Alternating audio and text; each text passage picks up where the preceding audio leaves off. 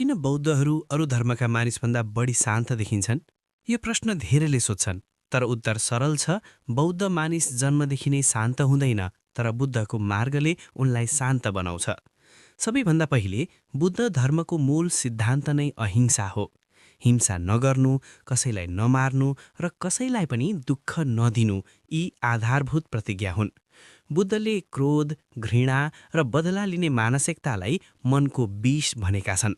त्यसैले बौद्ध अभ्यासको लक्ष्य कसैलाई जित्नु होइन, आफ्ना विषलाई जित्नु हो।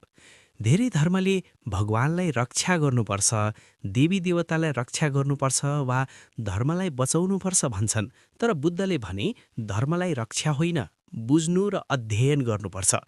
यही कारणले अरू विभिन्न धर्ममा पवित्र युद्ध, बदलाको युद्ध वा बलपूर्वक परिवर्तनका घटना धेरै देखिन्छन्, तर बौद्ध परम्परामा त्यो प्राय देखिँदैन।